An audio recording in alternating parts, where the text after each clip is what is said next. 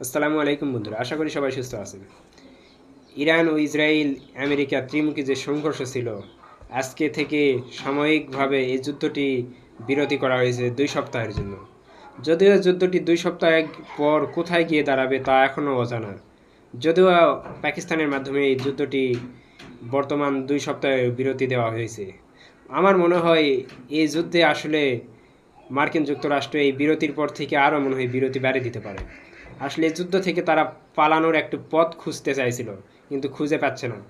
তো এই যুদ্ধের মাধ্যমে যে যুদ্ধটা বন্ধ করার একটা সুযোগ আসছে, বিরতি দেওয়ার একটা সুযোগ আসছে, এই সুযোগটি কাজে লাগাইছে।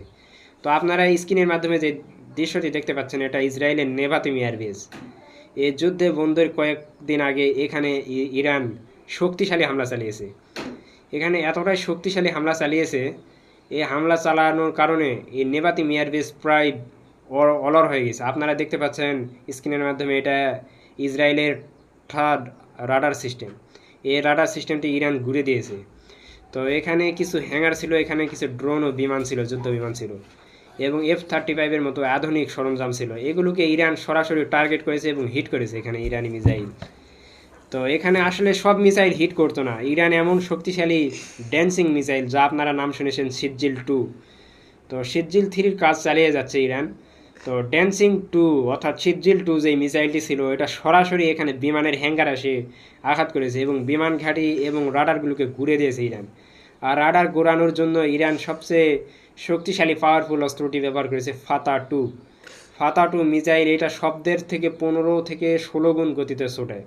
আর লক্ষ্যবস্তু ওই মিসাইলকে শনাক্ত করার আগে লক্ষ্যবস্তুকে ধ্বংস করে দেয়, এত সক্ষমতা ফাতা-2 এ।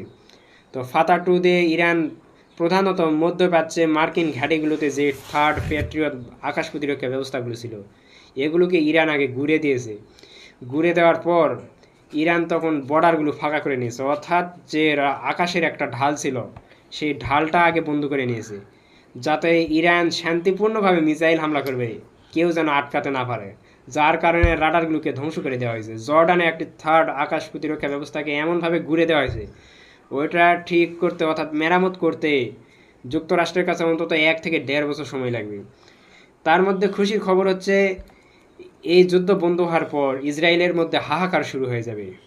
ইরানের মানুষ অবশ্যই জীবন দেওয়ার জন্য প্রস্তুত, এদের মধ্যে হাহাকার থাকবে না, যেহেতু তারা হরমুজ প্রণালীতে টোল বসাবে।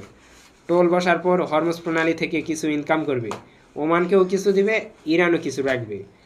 এই রাখার কারণে দুই দেশই, ইরান এই টোলের টাকা দিয়ে ইরান তার যে অবকাঠামো ক্ষতি হয়েছে, সে অবকাঠামোগুলো ক্ষতি পুনরায় মেরামত করবে।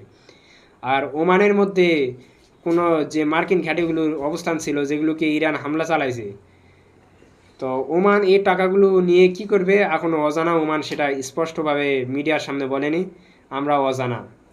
তো আসসালামু আলাইকুম বন্ধুরা, ভিডিও শেষের দিকে। আশা করি সবাই সুস্থ থাকবেন, ভালো থাকবেন। আশা করি পরবর্তী ভিডিওতে তোমাদের সামনে আবার আসবো।